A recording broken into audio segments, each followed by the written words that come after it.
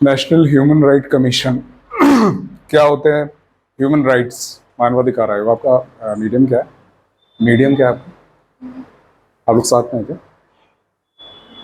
Hindi medium, ठीक है। मानवाधिकार आयोग, तो मानव अधिकार क्या होते हैं? Thank you, thank you. मानव अधिकार क्या होते हैं? कुछ समझ में आता है? ये फर्स्ट टाइम ज्वाइन किया आपने क्लास? इसके पहले कभी नहीं पढ़ा? क्या होते हैं, क्या लगता है?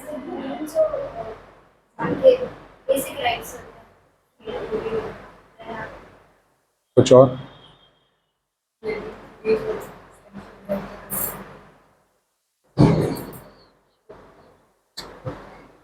सही बोल रहे हो कि कौन सी बुक से पढ़ा तुमने?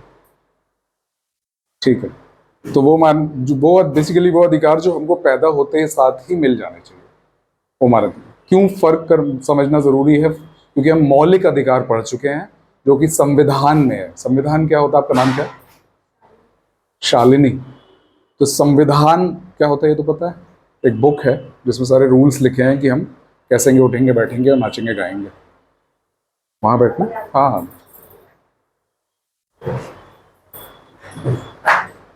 तो संविधान में मौलिक अधिकार दिए हुए हैं। उसके अंदर कुछ चैप्टर्स है, जैसे हर बुक में चैप्टर्स होते हैं, तो कुछ भाग हैं उसमें।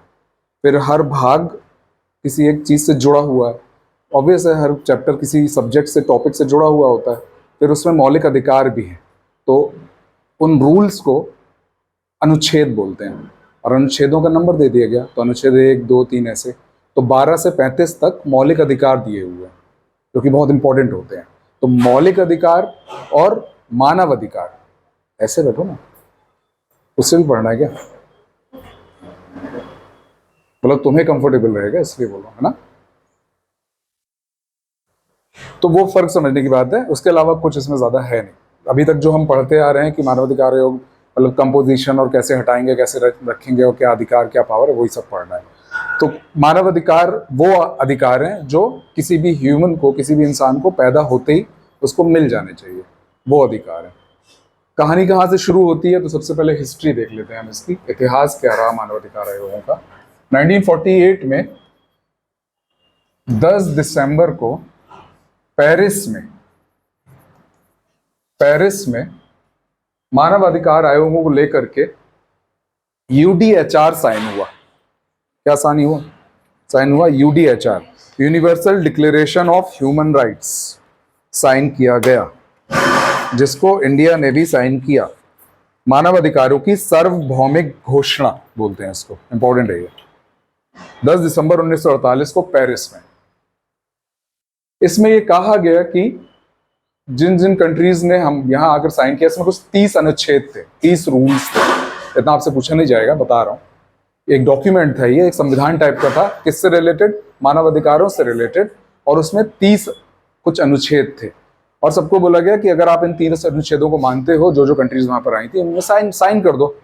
इंडिया भी गया था, उसने भी साइन कर दिया। साइन करने का मतलब यह था कि आपको एक कमीशन, एक आयोग बना लेना चाहिए, एक बॉडी बना लेना चाहिए देश के अंदर, जो कि मानव अधिकारों के मामले में देख रेख करेगी कि किसी के अधिकार तो नहीं छीने जा रहे, किसी महिला के साथ गलत तो नहीं हो रहा, किसी दलित के साथ गलत तो नहीं हो रहा, किसी पिछड़े के साथ गलत तो नहीं हो रहा, किसी जनरल के साथ भी जो उसको अधिकार है छीने तो नहीं जा रहे, कोई ताकतवर किसी गलत को दबा तो नहीं रहा। जो भी एक बेसिक राइट्स हैं वो मिल रहे हैं कि नहीं, उनके लिए क्या किया जाना चाहिए, कानून में क्या सुधार किए जाना चाहिए जिससे ये और अच्छे से अप्लाई किए जा सकते हैं देश के अंदर, सब होना चाहिए। पर इंडिया ने ये बॉडी नहीं बनाया। कब तक नहीं बनाया? 1991 तक नहीं बनाया। 1991 तक नहीं बनाया। और 1991 में आया फिर से पेरिस डिक्लेरेशन, पेरिस घोषणा। और इस बार गेट में एक गार्ड को लगा दिया गया, बोला कि उसी को आने देना जो अब बॉडी बना ले, अब आयोग बना ले। इंडिया भी गया तो गार्ड शुरू से घूर रहा था कि तुमने नहीं बनाए थे। अंदर आए, साइन किए, जाते वक्त फिर टोक दिए कि बना लेना, तो भी 2 साल लग गए। पेरिस डिक्लेरेशन में बोल के आए, इस वजह से 1993 में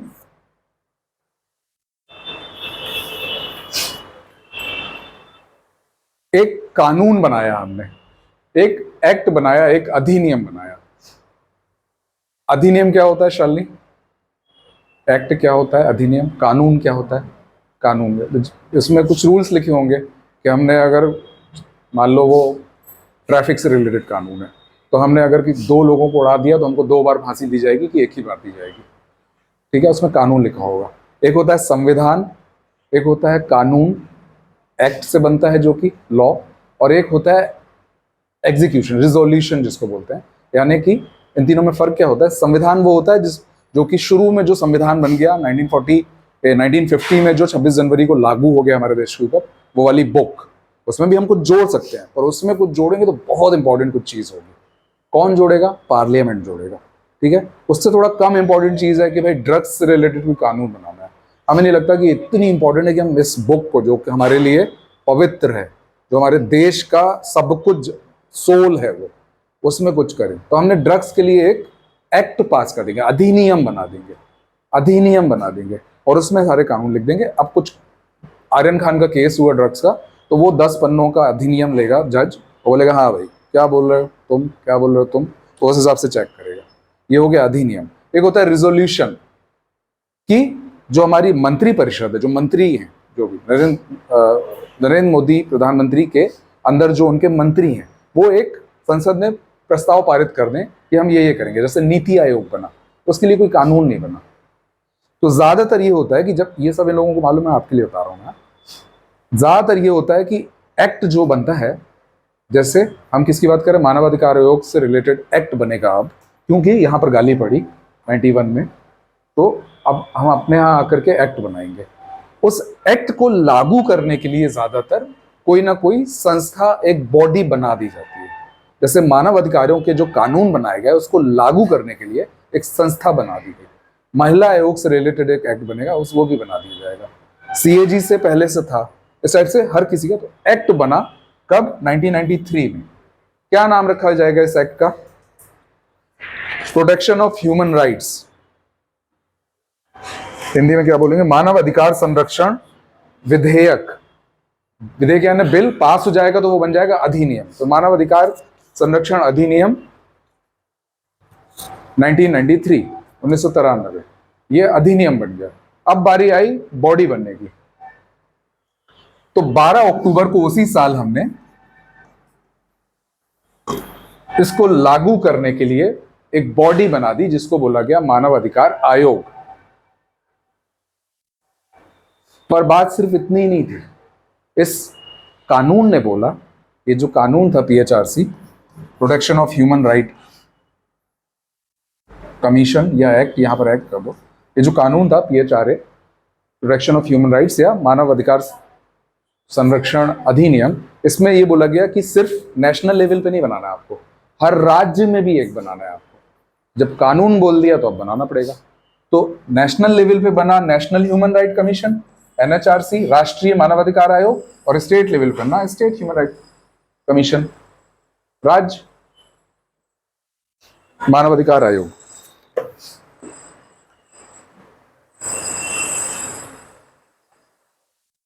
पर हमारे देश में कुछ ज्यादा फिक्रमंद लोग और भी थे। मध्य प्रदेश ने पहले इसके कि ये लोग कुछ अधिनियम बनाते, कुछ करते, मध्य प्रदेश ने 92 में ये मानवाधिकार आयोग बना दिया अपने यहाँ। बोला तुम लोग करोगे, करते रहो। मध्य प्रदेश को देखी सीखी तमिलनाडु और गोवा ने भी बना दिया। तो नेशनल जो सेंटर पे, केंद्र पे सरकार बैठी थी, उस पर एक प्रेशर बनने लगा यार कि हमारे छोटे भाई लोग बना रहे हैं और हम पड़े हुए, और ऊपर से पेरिस में गाली खा के भी आए। तो आखिरकार 93 में जाकर के अक्टूबर में, 12 अक्टूबर को, कब बन गया? 12 अक्टूबर 1993 को। तो मानव अधिकार दिवस, ह्यूमन राइट डे किस दिन बनेगा? 10 दिसंबर को, 10 दिसंबर को। क्यों? डिक्लेरेशन, पेरिस डिक्लेरेशन 1948 में हमने पहली बार वहीं किया। तो human right day, world human right day कब मनाया जाता है? 10 दिसंबर। ये थी आपका इतिहास मानव अधिकारों आयोग से संबंधित, ह्यूमन राइट कमीशन से रिलेटेड। अगर हिस्ट्री मतलब क्या बैकग्राउंड रहा वो हो गया। अब इंट्रोडक्शन की बारी आई। संविधान में जो लिखा होगा, क्या शालिनी यहाँ सुन, संविधान में जो लिखा होगा, जो कुछ भी लिखा है उसमें, जितने आर्टिकल लिखे हैं, जितनी संस्थाओं के नाम लिखे हैं, प्रधानमंत्री बोला कि प्रधानमंत्री होगा तो है, राष्ट्रपति होगा तो है, चीफ मिनिस्टर होगा तो है। तो जो भी चीज संविधान में लग गई उसको बोलते हैं संवैधानिक। इसमें क्या हर्ज है? तो जो कानून में लिख गया उसको बोल दो सांविधिक, क्योंकि विधि के हिसाब से। वैधानिक नहीं होता, मैं आज तक वैधानिक बोलता था हिंदी, सांविधिक। अच्छा, एक गलती तुम लोग सबने की उस दिन, क्या पढ़ाया था लास्ट मैंने, कंज्यूमर फोरम, कि कितने जब शिकायत करते हैं तो कितनी कॉपी लगाना पड़ेगा। सबने तीन तीन तीन तीन लिखा है। जितने बेंच में जज बैठेंगे उतनी कॉपी, और जितनी ऑपोजिट में पार्टी उतनी कॉपी। मैंने एग्जाम्पल दिया था कि तीन तीन। तुमने भी ये गलती की है अभिनेत्री, है ना? और बाकी यहाँ भी सब शायद मैंने समझाया वैसा होगा, तो उसको सुधार लेना, ठीक है। दूसरा एक बात और, जो मैंने हेड बताया था कंज्यूमर नेशनल कंज्यूमर रिड्रेसल जो कमेटी थी, कमीशन था, उसमें मैंने बाद में बताया था कि एक सबसे ऊपर हेड होगा कौन, कंज्यूमर अफेयर्स का मंत्री। उसको भूल जाना, कलेक्टर और राज्य लेवल पर और केंद्र लेवल पे कंज्यूमर लेवल का जो मंत्री होगा वो हेड भूल जाना। वो काउंसिल का हेड होता है, मैं समझा दूंगा बाद में। अभी मानवाधिकार आयोग पढ़ लेते हैं, उसमें पढ़ लूंगा, उसको कट कर देना, ठीक है। ये दो चीज सुधार लेना। जिसको जब संविधान में आ गया वो संवैधानिक, जिसको कानून बना के हमने पारित कर दिया वो सांविधिक, संविधिक। और इसके अलावा कुछ ऐसी मामूली सी चीज है जिसके लिए हमें कानून भी नहीं बनाना, हम संविधान को तो छेड़ेंगे ही नहीं, पर हमको मान लो लाडली लक्ष्मी योजना चलाना है, तो चलाने के लिए घर का मामला तो है नहीं कि उठाया झाड़ू और लगाने लगे। तो पार्लियामेंट में एक रेजोल्यूशन पास होता है, एक प्रस्ताव लाया जाता है, उसको पास करते हैं कि हाँ भाई हमारे मंत्री लोग बोल रहे हैं, तो इसको बोल देते हैं एग्जीक्यूटिव बॉडी,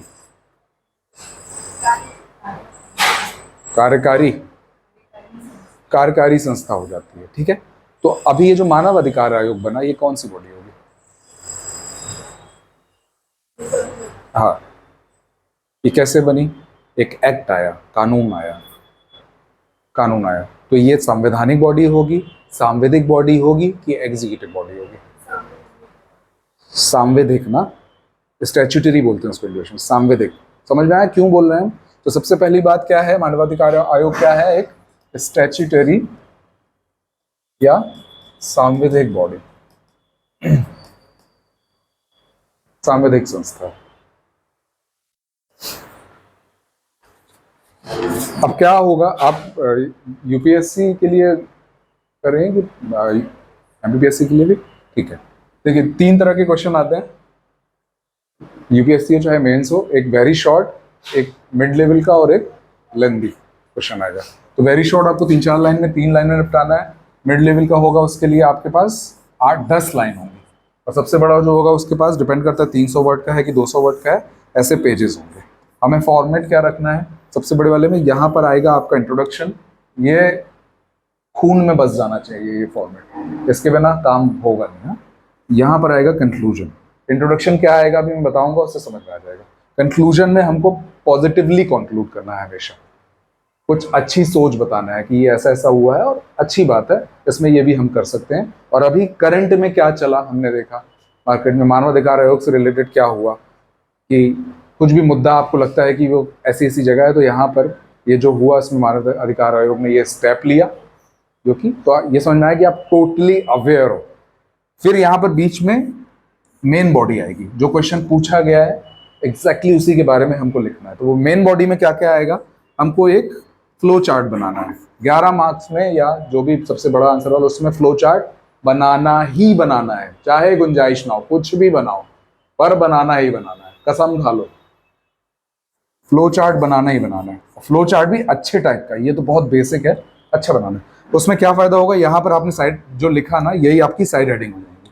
साइड हेडिंग 1, 2, 3, 4 यहाँ पर आ जाएंगी, और यहाँ पर फिर कंक्लूजन आ जाएगा। ये फॉर्मेट रहेगा, ठीक है। तो अब मैं इंट्रोडक्शन बता रहा हूँ, आंसर कैसे लिखना है ये बात कर रहे थे।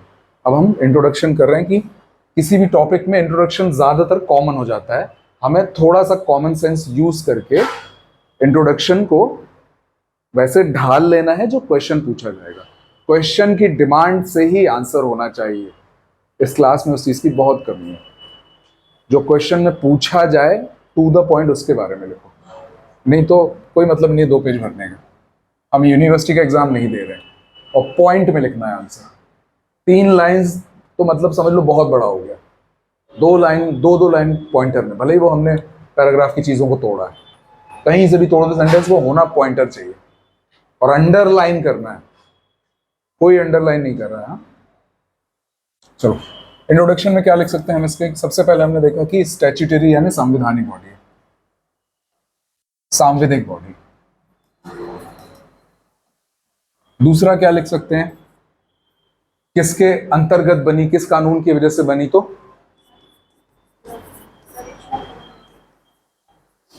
मानवाधिकार संरक्षण अधिनियम 1993, जो कि क्यों बना था?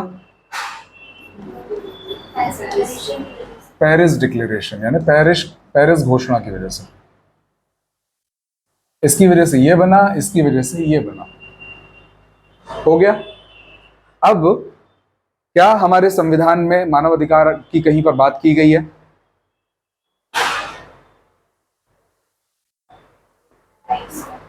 हाँ, पूरे संविधान में मानव अधिकार करके कोई टर्म नहीं है। तो हम मानवाधिकार किसको मानते हैं? आपसे पूछा जाएगा मानवाधिकारों की परिभाषा लिखिए, तो हम मानवाधिकार किसको मानते हैं? हमने पेरिस डिक्लेरेशन में जो साइन करके आए, वहां से रट के आ गए, वहीं पर एक लिखी हुई थी डेफिनेशन, वही डेफिनेशन हमने अपने में अपना ली है। वो डेफिनेशन लिख लो और रट लो। वो डेफिनेशन ऐसी है, कहाँ गई?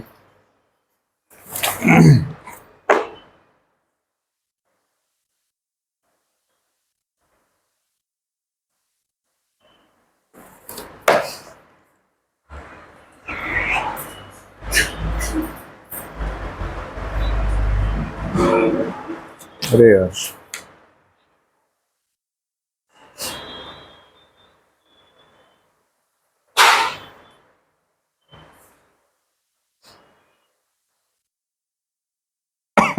हाँ, हिंदी ढूंढ रहा था मैं। मानवाधिकार हर व्यक्ति का नैसर्गिक अधिकार है। इसके दायरे में जीवन, आजादी, बराबरी, human rights are the rights relating to life, liberty, equality. मानवाधिकार हर व्यक्ति का नैसर्गिक अधिकार है। इसके दायरे में जीवन, आजादी, बराबरी और सम्मान का अधिकार आता है। Human rights are rights relating to life, liberty, equality, dignity of individual,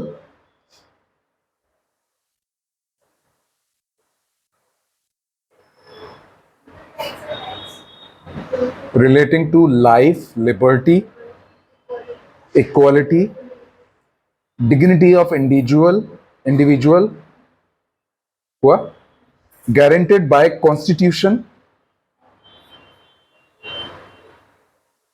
or embodied in international covenants, जल्दी जल्दी, international covenants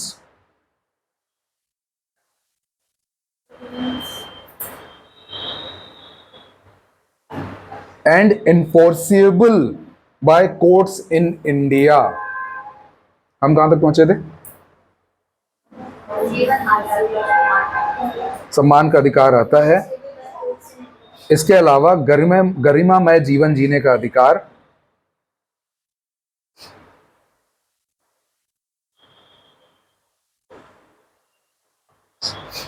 राजनीतिक, सामाजिक, आर्थिक और सांस्कृतिक अधिकार भी इसमें शामिल हैं, जो कि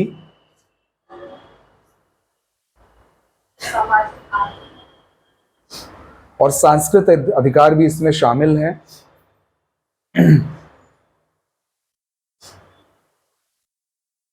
जो कि अंतरराष्ट्रीय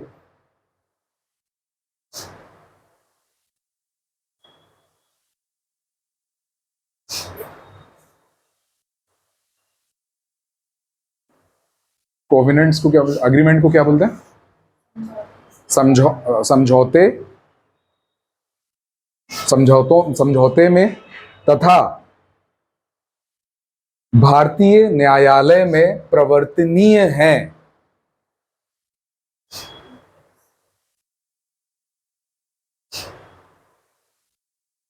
अब जब कोई भी कोर्ट में अगर हम किसी केस को लेके जाते हैं, प्रवर्तनीय का मतलब मैं आपको बता रहा हूँ, किसी भी केस को अगर हमें कोर्ट में लेकर के जाना है, मान लो आपको कॉलेज का एजुकेशन फ्री नहीं मिल रहा है, कोई सरकारी ऐसा कॉलेज नहीं है, क्या आप कोर्ट में ये सरकार के खिलाफ जा सकते हो कि हमको हमारे घर के पास कोई कॉलेज नहीं मिल रहा है, सरकारी कॉलेज नहीं मिल रहा जहां हमें फ्री एजुकेशन मिले? तो उसी चीज को आप कोर्ट में क्लेम कर सकते हो सरकार के खिलाफ, जिसको कि संविधान में बोला जाए कि यह आपका मौलिक अधिकार है या आपका कानूनी अधिकार है कि कोई आपके साथ ये गलत करे तो आप चले जाओ। अगर वो संविधान में नहीं है तो आप फिर कोर्ट नहीं जा सकते। अगर पापा ने आपको 2 लगाया तो आप कोर्ट में तभी जा सकते हो जब वहां पे लिखा होगा कि पेरेंट्स 2 नहीं लगा सकते, 1 ही लगा सकते हैं। आगे समझ में? तो मानव अधिकार भी जो हैं आपके, वो प्रवर्तनीय हैं। अब सवाल ये पैदा होता है कि ये कहां से प्रवर्तनीय है? तो अब आप पढ़िए क्या लिखा है उसमें, दोनों पढ़ो जोर से, हिंदी इंग्लिश दोनों पढ़ो जोर से। पढ़ो, इंग्लिश भी सबको पढ़ना है।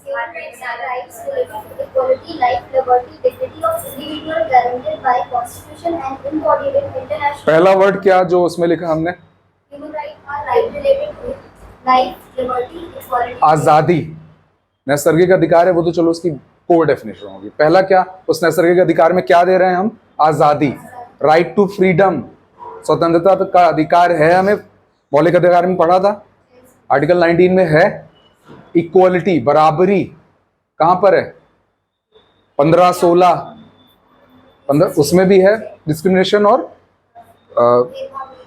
धार्मिक स्वतंत्रता भी है आपको, और बाकी स्वतंत्रता तो ये भी है। सम्मान का अधिकार कहां से मिलेगा? डिस्क्रिमिनेशन नहीं होगा जब आपको, सोशल इक्वालिटी है ये। गरिमामय जीवन, लाइफ टू डिग्निटी, आर्टिकल 21। राजनीतिक, सामाजिक, आर्थिक, सांस्कृतिक अधिकार, सांस्कृतिक अधिकार कहां से मिलते हैं? 27, 28, 29 है। तो ये सारे जो आपको राइट्स, ह्यूमन राइट्स में दिए जा रहे हैं, कहीं ना कहीं से संविधान में उठा करके हमने वो वर्ड्स लिए हैं। इसीलिए आखिरी सेंटेंस जो लिखा है हमारी परिभाषा में, उसमें लिखा है कि भारत के न्यायालयों में प्रवर्तनीय है, इन्फोर्सिएबल है।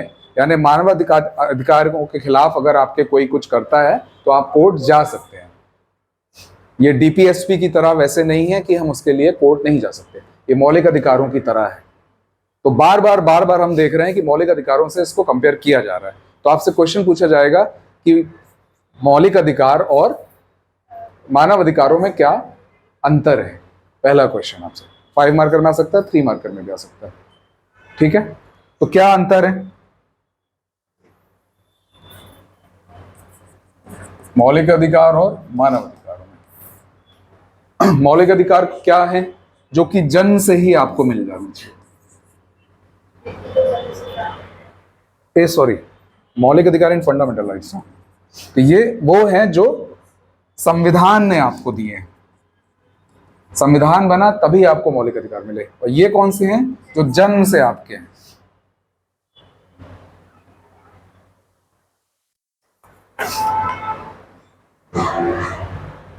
मानव अधिकार जो है एक ब्रॉडर कंसेप्ट है। ब्रॉडर मतलब एक वाइड कंसेप्ट है, बड़ा कंसेप्ट है, मतलब व्यापक कंसेप्ट, एक व्यापक अभिव्यक्ति है, संकल्पना है, व्यापक संकल्पना है। थैंक यू अभिनेत्री। व्यापक संकल्पना है। क्या मतलब? इसका मतलब यह है कि मौलिक अधिकार जो है वो इसका हिस्सा है। कोई भी मौलिक अधिकार ऐसा नहीं है जो मानव अधिकार के अंडर में ना आए। तो इसका मतलब ये एक ब्रॉडर कंसेप्ट है और ये एक नैरोअर कंसेप्ट है, ये एक संकीर्ण संकल्पना है। बात समझ में आ रही है? तीसरी बात, मौलिक अधिकारों को लेकर के आप कोर्ट में जा सकते हो। इसके लिए जरूरी नहीं, इंडिया ने जो डेफिनेशन रखी है उसमें है, पर जरूरी नहीं हर देश में वैसा होता हो। तो डिपेंड करता है कि संविधान में क्या क्या प्रावधान है। ये जरूरी नहीं है कि इन्फोर्सिएबल, प्रवर्तनीय हो, ये होंगे ही, मौलिक अधिकार होंगे ही। मौलिक अधिकार कहां से लिया हमने? किस कंट्री से अडॉप्ट किया? हाँ, मौलिक अधिकार तुमने नहीं पढ़ा है, तुम तो कोशिश मत करो। पूछ रही हो तो बता रही हो। Bill of rights USA. देख रही तुम लोग टेस्ट कितना अच्छा जाने वाला है। 50 में से अगर कम आए ना, आज कूद जाऊंगा मैं ऊपर जाके, क्योंकि तुम लोगों को तो गाली मारने का असर ही नहीं है। चलो, क्या अभी जो किया ये व्यापक संकल्पना है। क्या मतलब है? हम सब इंसान हैं, ये एक व्यापक संकल्पना है। इसका संकीर्ण संकल्पना क्या होगी कि आप लड़की हो, मैं लड़का हूं, पर सब इंसान है ना। ऐसी सारे ह्यूमन राइट्स, जो ह्यूमन राइट्स हैं, एक व्यापक व्यापक संकल्पना है, एक ब्रॉडर कंसेप्ट है। इसी का हिस्सा है ये, जिनको हमने संविधान में लिख दिया कि कम से कम ये तो देने ही है। बात समझ में आएगा? ठीक है, इतना समझ में आ गया। ह्यूमन राइट्स का इंट्रोडक्शन हमको समझ में आ गया। संवैधानिक है, कैसे लागू हुए, क्या डेफिनेशन है और क्या काम करते हैं। उसके बाद हमने क्या देख लिया? दोनों में डिफरेंस, मौलिक अधिकार और मानव अधिकारों में डिफरेंस। अब हम नेक्स्ट देखेंगे इनकी संरचना। आयोग की बात करना है हमको, आयोग की बात करना है तो हमको इसका कंपोजिशन या संरचना देखना है। संरचना, संरचना से क्या मतलब है कि जो आयोग हमने बना दिया उसमें कौन कौन काम करेगा, कौन कौन से बड़े लेवल पर कौन कौन से अधिकारी बैठेंगे। तो ये किसके हिसाब से बैठेंगे? जो उस कानून में बता दिया गया, PHRC 1993 में जो लिख दिया गया कि इतने आपके पास चेयरमैन होंगे, इतने मेंबर होंगे, इतने ये होंगे, इतने सदस्य होंगे, इतने एक अध्यक्ष होगा। वो अध्यक्ष कौन होगा, क्या करेगा। तो क्या होगा इसमें? 1 + 5 + 7 इसमें मेंबर्स होते हैं, सदस्य होते हैं। आगे सुने, इसको प्रेसिडेंट अपॉइंट करता है, नियुक्त करता है, राष्ट्रपति नियुक्त करता है। किसके कहने पे नियुक्त करता है? 5 के कहने, 6 के कहने पे, PM होम 2 2 4 2 6 के कहने पे, 6 के कहने पे।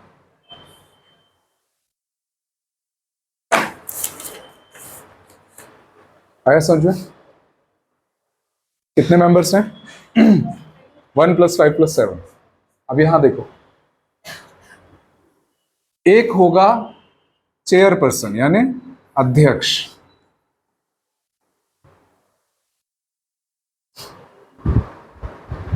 इसमें एक होगा अध्यक्ष।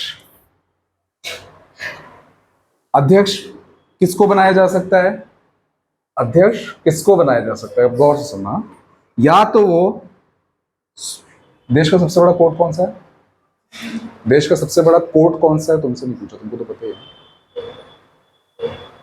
हाँ, आराम से बोलो, तो मुझे पता है तुम नहीं जानती हो, और इतना स्लो भी तुम्हारी वजह से पढ़ा रहा हूं। सुप्रीम कोर्ट बोलते हैं उसको। पूरे देश का सबसे बड़ा कोर्ट सुप्रीम कोर्ट, उच्चतम न्यायालय। और हर राज्य में एक कोर्ट, हाई कोर्ट।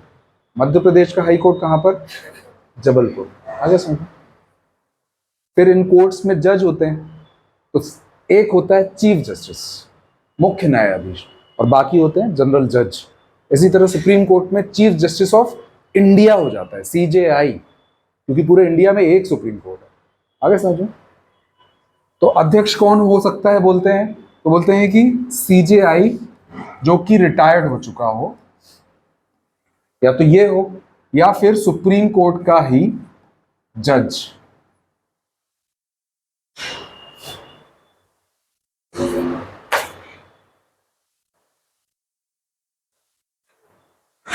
रिटायर और सिटिंग, CJI रिटायर सिटिंग दोनों हो सकता है। तो या तो CJI हो या सुप्रीम कोर्ट का जज हो। आगे समझ में? अब ये 5 पे आए हम। 5 में से, इस 5 में से 2 मेंबर और जुडिशियल होंगे। जुडिशियल मतलब न्यायिक, नहीं न्यायिक नहीं होगा। न्यायिक होगा? नहीं, गलत बोल रहे थे, न्यायिक नहीं होगा, कुछ और होगा। जुडिशियल होंगे। कहने का मतलब कि जो कोर्ट से संबंधित लोग हैं उनको जुडिशियल बोलते हैं, न्यायिक होंगे। चेयरमैन कौन हो गया? चीफ जस्टिस ऑफ इंडिया, सबसे बड़ा आदमी। वो बोलेगा मुझे नहीं बनना, मैं वैसे ही बहुत काम कर रहा हूँ, तो सुप्रीम कोर्ट का ही कोई जज, सुप्रीम कोर्ट का ही कोई जज, दिल्ली की बात कर रहे हैं, सुप्रीम कोर्ट का ही कोई जज, अब ये 2 जुडिशियल मेंबर होंगे, मतलब फिर से हमको कोर्ट से ही कोई उठाना पड़ेगा। तो सुप्रीम कोर्ट का ही कोई जज हो सकता है, ये कौन हो सकता है, सुप्रीम कोर्ट का ही कोई जज हो सकता है जो कि या तो रिटायर हो चुका हो या अभी भी सर्व कर रहा हो,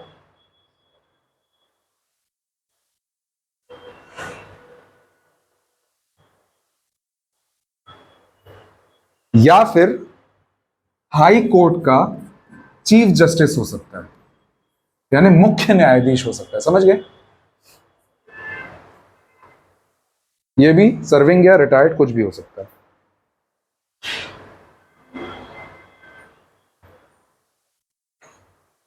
आया समझ में। अब 5 में से 2 हुए, कितने बचे, 3 लोग हमको ऐसे चाहिए जिनको मानव अधिकारों से संबंधित कुछ अनुभव हो। कैसे चाहिए, मानव अधिकारों से संबंधित अनुभव हो, एक्सपीरियंस हो। बट इन 3 में से एक महिला होनी चाहिए। आ गया समझ में। कितने निपट गए हमारे, 1 + 5 1 प्लस, तो इसमें एक क्या था, चेयरमैन, 2 क्या थे, जुडिशियल मेंबर, 3 क्या थे, अनुभव वाले, नॉन जुडिशियल मेंबर बोल दो उसको। अब 7 जो हैं ये हैं एक्स ऑफिशियो, हिंदी बोलो इसकी, पदेन। यहां सुनो, एक्स ऑफिशियो का मतलब क्या होता है, जैसे राज्यसभा जो होती है ना, दिल्ली में पार्लियामेंट है, संसद है, उसमें 2 हाउस है, लोकसभा राज्यसभा। राज्यसभा का जो भी अध्यक्ष होगा वो हमारे देश का राष्ट्रपति होगा।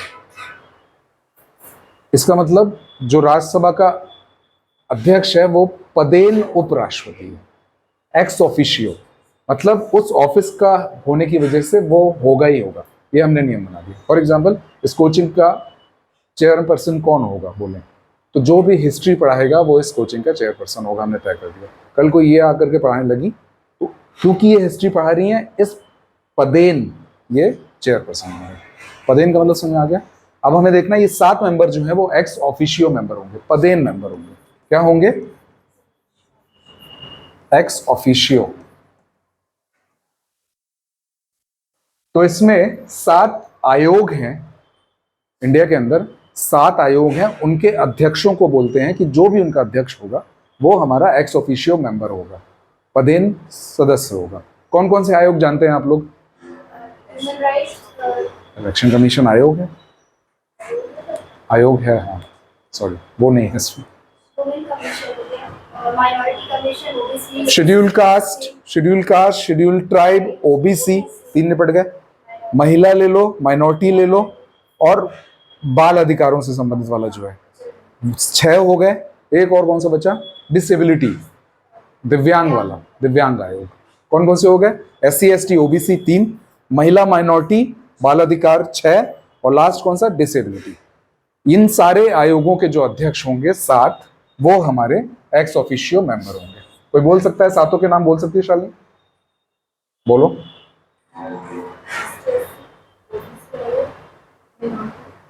माइनॉरिटी,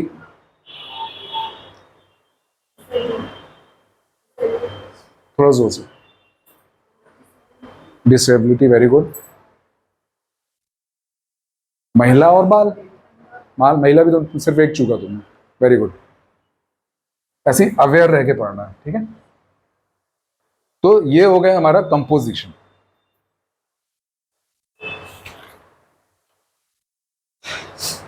कौन नियुक्त करता है इनको, राष्ट्रपति नियुक्त करता है। कितने लोगों को, 1 + 5 + 7, इतने लोगों को। कौन कौन क्या है हमने देख लिया। प्रेसिडेंट नियुक्त करता है किसी की सिफारिश पे, प्रेसिडेंट होते हैं फूफा जी, उनको जो बोला जाता है चुपचाप कर देते हैं, ठीक है। तो वो एक कमेटी बनती है, उसकी सिफारिश पे वो इन लोगों को बैठाते हैं। कहने का मतलब वही लोग मेन होते हैं, वो तो सिर्फ रबर स्टैम्प है, ठीक है। तो 6 ऐसे लोगों की कमेटी बनती है जिसको हम बोल देते हैं सिलेक्शन कमेटी। क्यों, क्योंकि वो सिलेक्ट कर रहे हैं। सिलेक्शन कमेटी बनती है 6 लोगों की। उसमें कौन कौन होता है, और मुझे तुम लोग पद बताते जाना, मैं नाम लिखते जा रहा हूँ। बोलो। प्राइम मिनिस्टर, होम मिनिस्टर, इनका क्या नाम है, राजस्थान वाले स्पीकर, स्पीकर लोकसभा के?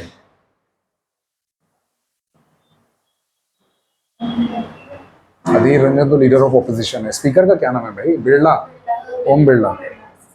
ओम बिरला। ये नहीं लिखना है आपको, मैं उल्टा उल्टे रास्ते चल रहा हूँ। दो कौन बचा? राज्यसभा का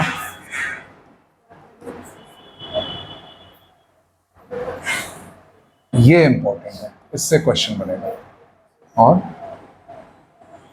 राज्यसभा का भी देखो क्या क्या कौन कौन रहेगा इस कमेटी में। जो भी प्रधानमंत्री रहे, पीएम और होम मिनिस्टर, समझ में आ गया, गृह मंत्री। फिर लीडर ऑफ अपोजिशन यानी विपक्ष का नेता लोकसभा में। यहां देखो, दिल्ली में संसद, संसद में दो हाउस, लोकसभा, राज्यसभा। इनको हम डायरेक्ट चुन के बैठते हैं, भेजते हैं। जैसे राकेश सिंह, आप जबलपुर से ही हो? कहाँ से हो आप?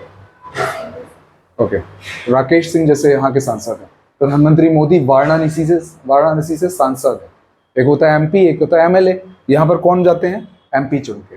और ये होते हैं राज्यसभा के सांसद, इनको ये लोग चुनते हैं, फिर इनका इलेक्शन अलग तरीके से होता है। ठीक है, तो एक होती है लोकसभा, एक होती है राज्यसभा।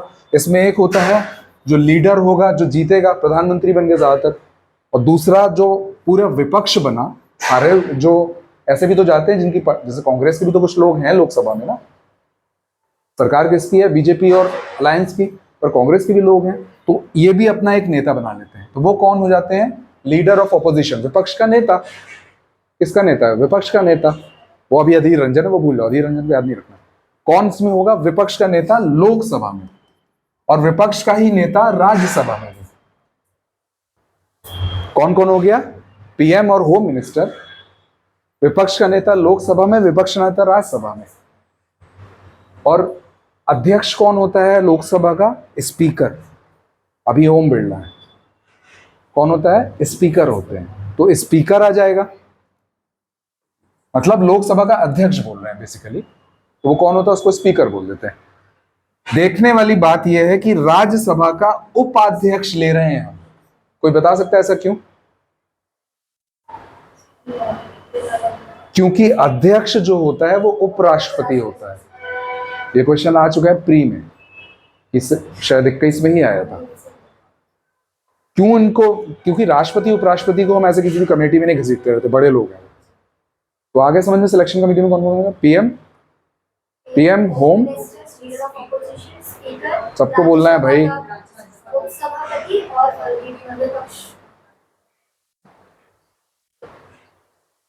सब में आपने बोलना है, बोलने से याद होता है। ठीक है, ठीक है अभिनेत्री,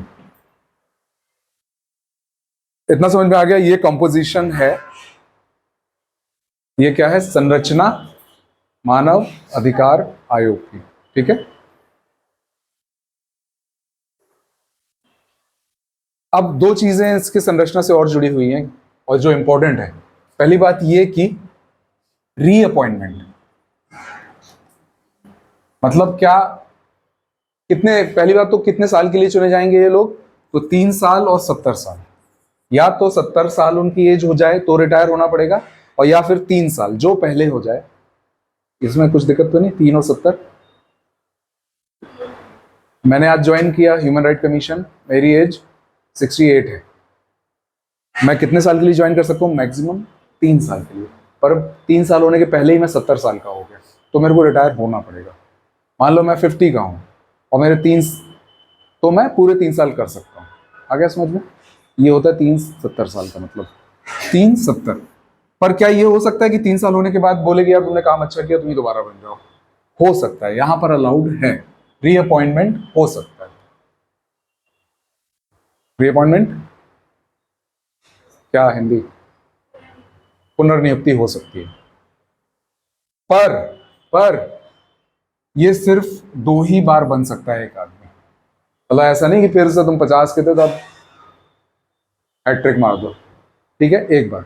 दूसरा ये कि यहां से रिटायर होने के बाद कोई फर्दर जॉब नहीं मिलेगी। राज्य सरकार या केंद्र सरकार के जो भी डिपार्टमेंट्स हैं उनमें आपको जॉब नहीं मिलेगी। No further employment. आगे समझ में?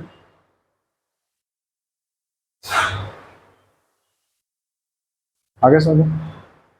नेक्स्ट, इनको हटाया कैसे जा सकता है? इन जो 1+5+7 की बात की है हमने, एक्चुअली 7 तो हटा नहीं सकते, 1+5 की जो बात की हमने, इनको हटाया कैसे जा सकता है? इनको हटाया कैसे जा सकता है?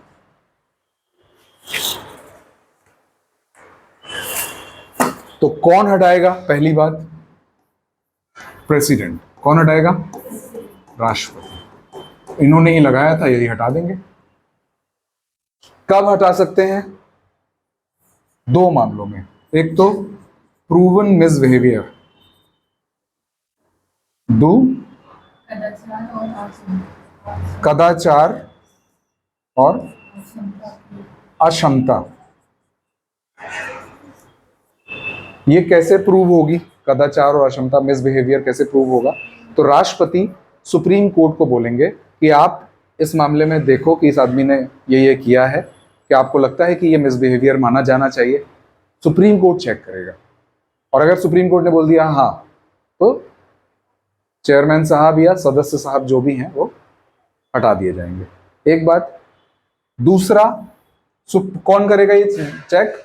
Supreme court. ये इंपॉर्टेंट है बात, हाँ, इससे क्वेश्चन बनते हैं। या फिर वो दिवालिया हो गया हो, इनसॉल्वेंट, या फिर बाहर कोई पेड जॉब, मतलब अपना जो काम कर रहा है उसके अलावा भी कोई कहीं जॉब ज्वाइन कर लिया या कुछ कर रहा है जिससे उसको पैसे आ रहे हो।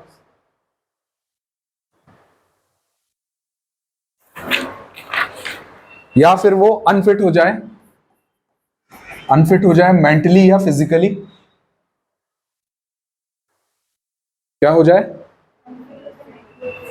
मतलब दिमाग से गया या बॉडी से गया तो, और या उसको जेल हो जाए किसी अपराध में, इम्प्रिजन। ये नया है ना, इम्प्रिजन, जेल हो जाए। इस पूरे मामले में प्रेसिडेंट उनको हटा सकता है। हम क्यों पढ़ रहे हैं शालिनी ये हटाने का? हम क्यों पढ़ रहे हैं? इसलिए नहीं कि हमको ये जानना है कि कैसे हटाया जाए, इसलिए कि इनके अलावा आप हटा नहीं सकते मेंबर को। क्यों? मानव अधिकार आयोग हो सकता है कि सरकार चुनाव जीतने के लिए कुछ ज्यादती कर रही हो किसी कम्युनिटी के साथ या किसी आदमी के साथ। सरकार, राज्य, मान लो उसको किसी एक की पिटाई से चुनाव में फायदा हो जाएगा, किसी एक पर्टिकुलर कम्युनिटी के पिटाई से उसको चुनाव में फायदा हो जाएगा, वो जानबूझ के उसके साथ वो कर रहे हैं, तो उसके मानवाधिकार आयोग का वो हो रहा है, वायलेशन हो रहा है। सरकार गलत, सरकारी गलत करने पे आ गई। अब मानवाधिकार आयोग अगर उसके खिलाफ एक्शन ले कि आप ऐसा नहीं कर सकते, तो सरकार बोलेगी इसको हटाओ, तो आप हटा नहीं सकते इनके इन शर्तों के अलावा। मतलब हम उनको इंडिपेंडेंस दे रहे हैं, स्वतंत्रता दे रहे हैं काम करने की, इसलिए पढ़ा हमने। समझ में आई? इसके अलावा इनकी सैलरी वगैरह जो होती है, सैलरी एंड अलाउंस, सैलरी वगैरह, सैलरी और वर्किंग कंडीशन, मतलब भत्ते और जो वेतन और भत्ते और सर्विस कंडीशन, सेवा शर्तें जो होती हैं कि पेड़ के नीचे बैठ के काम करोगे कि अच्छा ऑफिस मिलेगा, कार मिलेगी, नहीं मिलेगी, जो सेवा शर्तें होती हैं वो कौन तय करती है? केंद्र सरकार। केंद्र सरकार तय करती है। पर एक बार आपने तय कर दी और सामने वाले ने ऑफिस ज्वाइन कर लिया, उसके बाद आप कम नहीं कर सकते, उसके बाद आप कम नहीं कर सकते। क्यों ऐसा कहा गया? केंद्र सरकार कुछ गलत कर रही है और इन्होंने कुछ स्टेप लिया, तो बोले अब कल से तुमको, अभी 1 लाख मिलता था, कल से तुमको 10 रुपये मिलेगा, हमारे पास बजट नहीं, तो ऐसा वो नहीं कर सकते। समझ रही बात? समझ में आ रही? तो इन सब चीजों से हम क्या कर रहे हैं? इंडिपेंडेंस दे रहे हैं हमको। कैसे कैसे इंडिपेंडेंस दी हमने उनको? काम करने की स्वतंत्रता दी। पहली बात तो रिमूवल सिर्फ प्रेसिडेंट कर सकता है, वो भी इन शर्तों पे। ये हो गई एक, हमने उसको दे दी। दूसरा, हमने बोल दिया कि टेन्योर उसका फिक्स रहेगा, 3 और 70, इतना उसको काम करने देना, ऐसा नहीं कि 6 महीने हुए तुम निकलो, टेन्योर दिया हमने। तीसरा, उसकी सैलरी वगैरह केंद्र तो तय करेगी, ठीक है, पर ऐसा नहीं कि करने के बाद में कम कर दे, बढ़ा सकते हैं, और उसके डिसएडवांटेज पे कम नहीं कर सकते। तो हमने उसको स्वतंत्रता दे दी। क्या हो गया प्रियांशी, जागी हो क्या रात में? क्यों, पूरा हो गया था, पहले तैयार हो गया था? क्या हो गया तुमको? अच्छा नहीं लग रहा, क्या हो गया? छुट्टी चाहिए?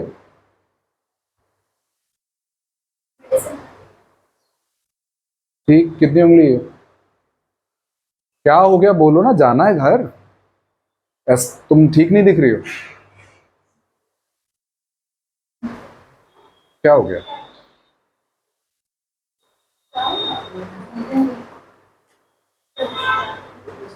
जाना है?